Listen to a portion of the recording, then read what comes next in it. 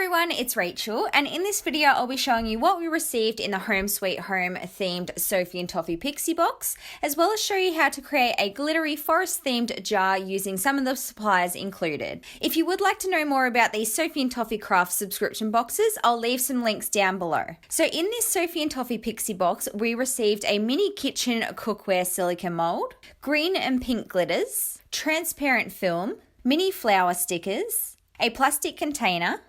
a TV shaker mold, 4 miniature jars, musical note charms, black alcohol ink, gold keychains, 3 guitar-themed silicone molds,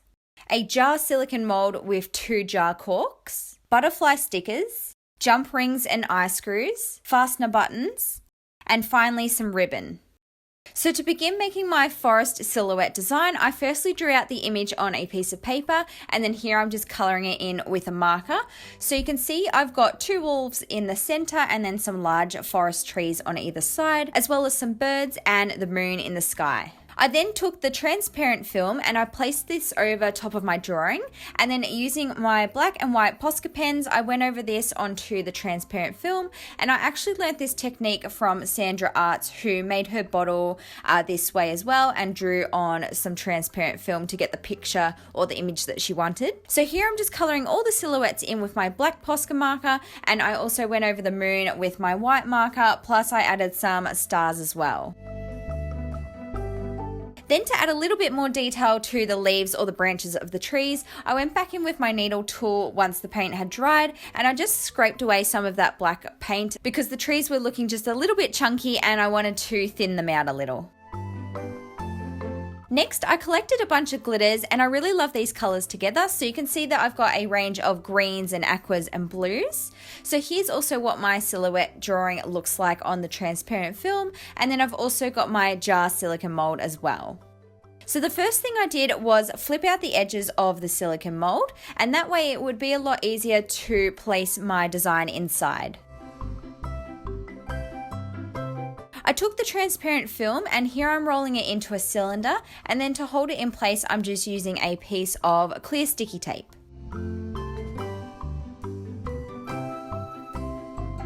Next, I popped this inside the mold and I rolled the edges of the silicone mold back up, and I did have to be super careful with this part because I didn't want to accidentally scrape off any of the black Posca paint while I was rolling the silicone mold back up.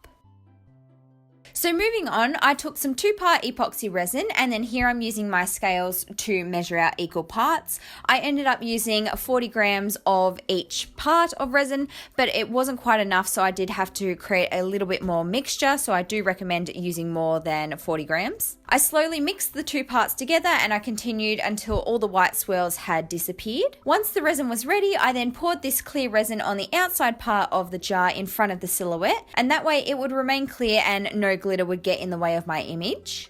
Then of course, because I wanted to add a glittery background, I then poured all the different glitters into the remaining resin, and I mixed it really well, and then I poured this mixture in the center of my mold and I filled it up the rest of the way. My aim was for the clear resin to be out the front of my drawing and then the glitter to sit behind my drawing as a little bit of a backdrop, and I'm also just trying my best to push the glitters down all the way so that they reach the bottom of the mold too. Because here I'm using epoxy resin, I then left this to cure overnight.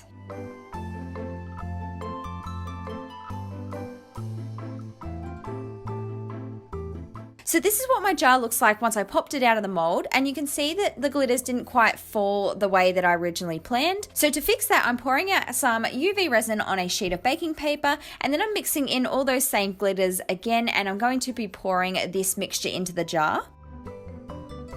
It was then just a matter of flipping the jar upside down and turning it around and twisting it so that all the glitter mixture would reach the sides, and it did get a little bit stuck, so I just used my resin brush to help spread it out a little, and then because here I'm using UV resin, I just cured this under my UV light.